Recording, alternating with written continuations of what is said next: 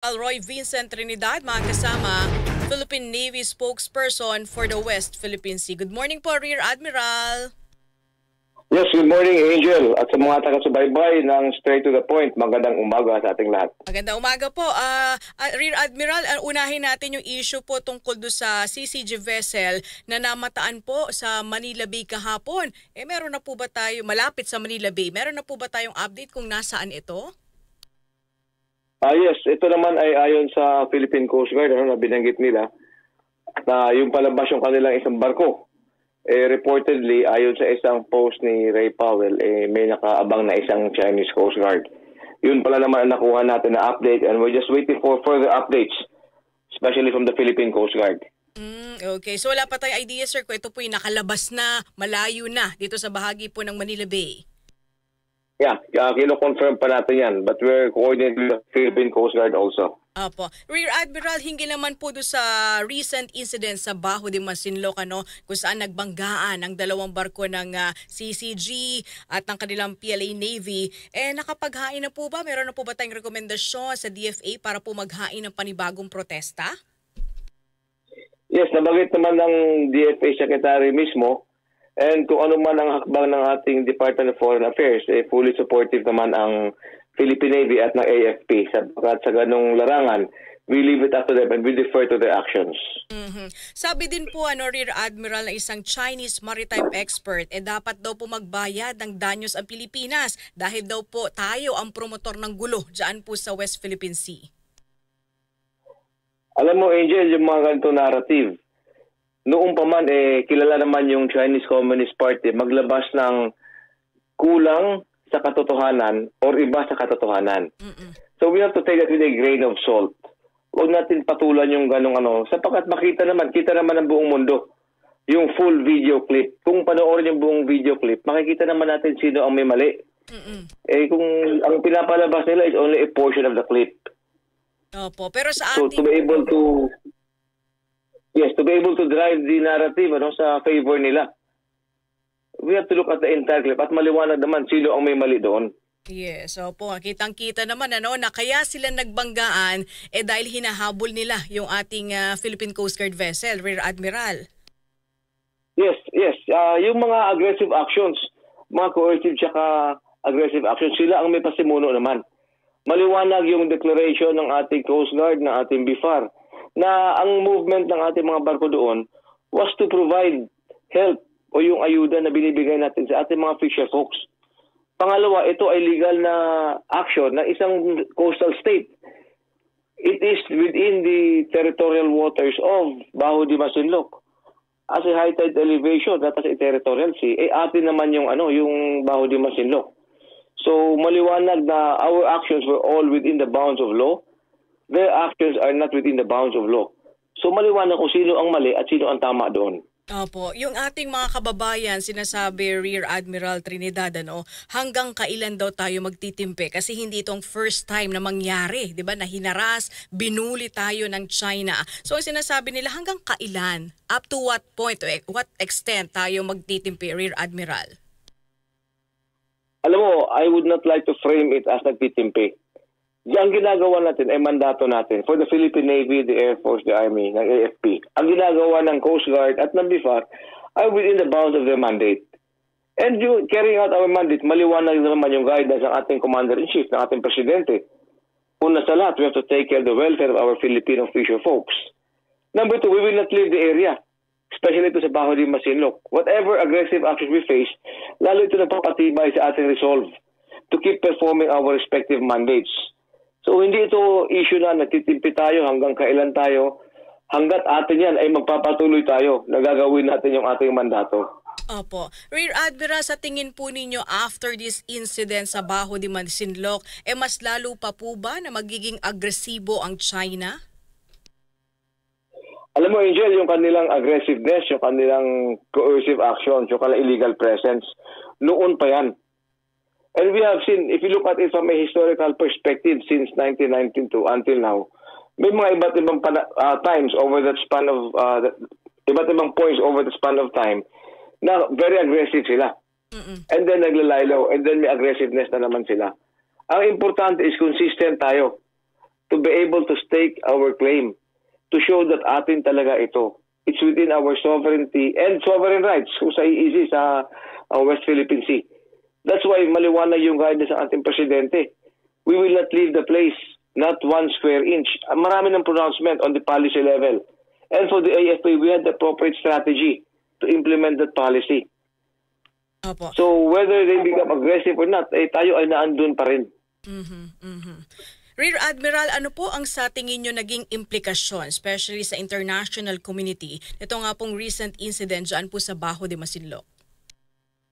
Maliwanag naman ang pinakita ng video, Angel, na yung aggressive and coercive action nila ay nag-backfire.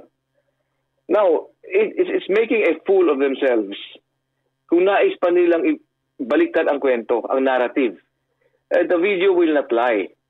The picture paints 1,000 words. A video clip would paint 1,000,000 once, di ba?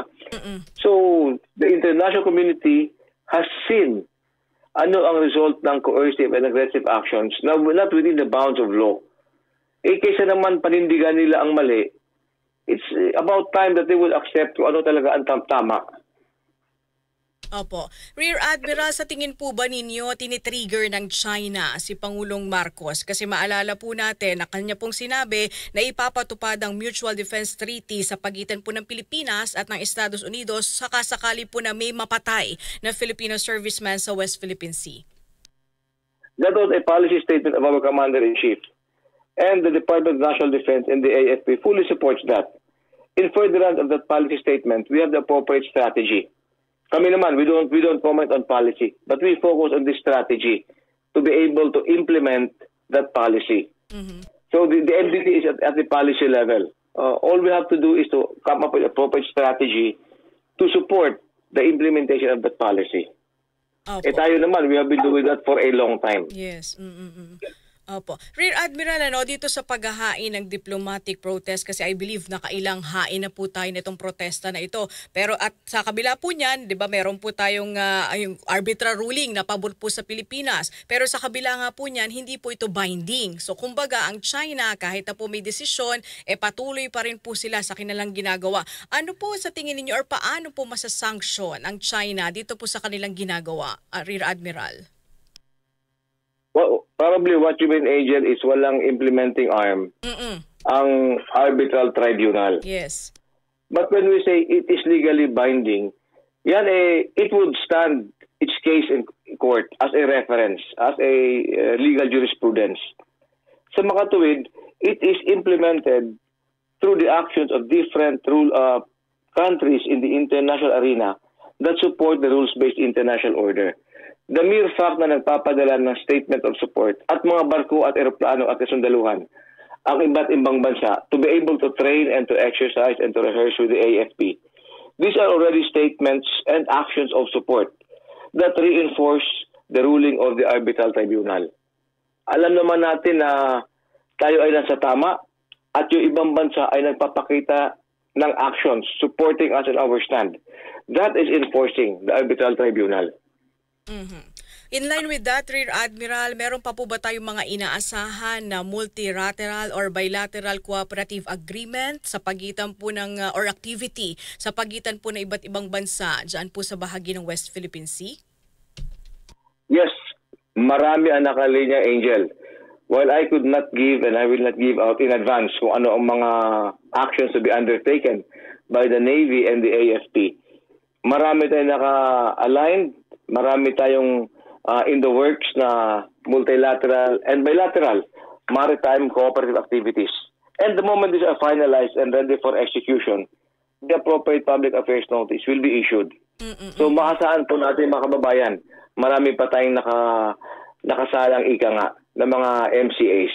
Ayan. Madadagdagan pa po ba yung ating mga assets, Rear Admiral, para po magpatrolya dito po sa ating karagatan? Yes, actually ang Philippine Navy will be soon receiving another delivery of the second corvette natin, frigate natin. Ito ay pinakabago, pinakamalaki. Yung unang dumating, ito yung pinakamalaki natin. Yung Miguel Malvar. Yung parating naman will be the sister ship, I think by September or October. So may mga parating pa naman. Opo, sa base po sa pinakahuling monitoring po ninyo, gaano po kadaming barko ng China CCG, Chinese militia vessel, PLA Navy ang inyong namataan sa ating West Philippine Sea, Rear Admiral? Yes, as of Thursday evening, noong August 14, there were 10 CCG sa Bajo de Masinloc and 14 Maritime Militia. Sa Northern Islands naman, from 10 August until now, wala na, kumupa na numbers doon sa Batanes and Babuyan Islands. So, nakafocus sila ngayon sa Bajo de Masinloc. Opo. Kuha na lang din ako ng update, Rear Admiral, higil po doon sa natuklasan na panibago na namang drone dito po sa Pangasinan. Pero na po ba tayong update? Yes, may na-report na may naiulat na isang drone na puntahan ng Philippine Navy. Meron nga, and it is now on the initial stages of the forensic exam. The moment na ma-finalize ito, it takes usually 2 months para mag-conduct ng full forensics. May mailalabas naman tayo na report. Opo. Okay, with that, Rear Admiral, siguro pang huling mensahe na lamang po para sa ating mga tagapakinig. Yes, sa ating mga kababayan, una sa lahat, magandang umaga. And I would like to assure everyone that your armed forces, your Department of National Defense, is doing everything that it can with all that it has to be able to support, to be able to execute the right strategy to support the policy statements of our Commander-in-Chief. Itong mga lugar na to na I could consider geographically isolated, yung Batanes Group of Islands, yung Bajo de Masinloc, yung Kalayaan Island Group. Ito ay yung presensya ng yung AFP, yung Philippine Navy, yung Air Force sa Himpapawid, and even the Philippine Army ay naandun tayo, if only to show the world na ito ay atin at handa tayong panindigan by performing our mandate. Opo. Okay, with that, mabuhay po kayo sa Philippine Navy. Maraming salamat po sa inyong oras at panahon dito po sa aming programa. Maraming salamat, Angel Garcia, at sa programa niyo Straight to the Point. Sa mga maiinit na usapin, masinsinang hihimay.